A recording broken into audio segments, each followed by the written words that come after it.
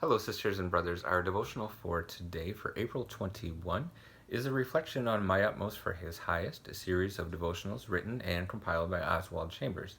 You can always find the link for the daily devotional at utmost.org.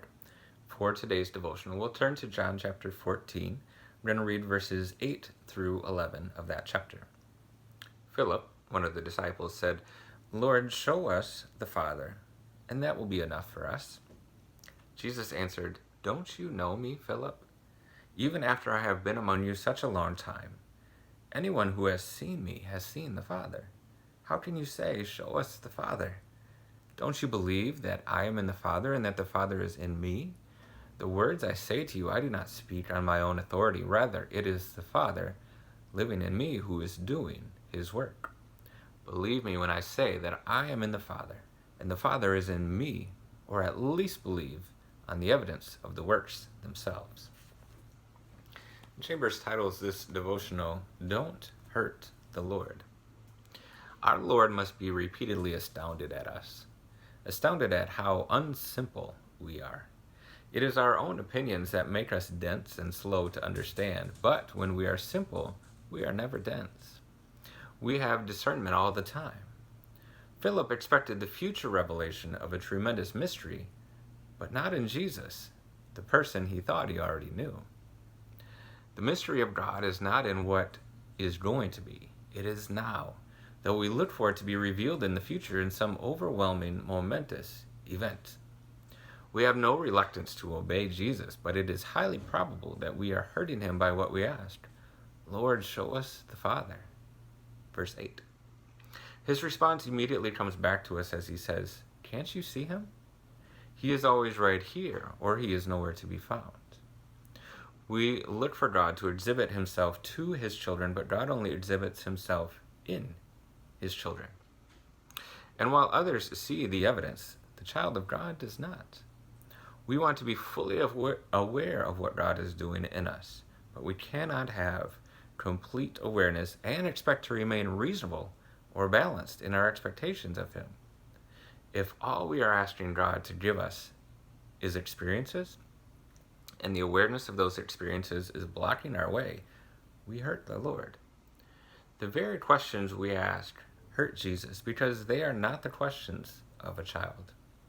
"Let not your heart be troubled," John 14:1 and 27. Am I then hurting Jesus by allowing my heart to be troubled? If I believe in Jesus and his attributes, am I living up to my belief? Am I allowing anything to disturb my heart, or am I allowing any questions to come in which are unsound or unbalanced? I have to get to the point of the absolute and unquestionable relationship that takes everything exactly as it comes from him. God never guides us at some time in the future, but always here and now. Realize that the Lord is here now, and the freedom you receive is immediate. We've all been Philip in our lives, haven't we? Where we've turned to Jesus and we would say, "God, Jesus, can you show me what God is doing, what God the Father is doing? Can you reveal this big master plan of how I'm to be used?" And Jesus looks at us, astounded, as Chambers says, and asks, "Don't you see what I'm doing right now? Don't you see that I am in the Father, and the Father is operating through me?" I think it's interesting that Chambers says that God is revealed in his children, not to his children. And sometimes I think we do get a little caught up in what is happening in our own lives. We get this very selfish and narrow view of what is actually happening.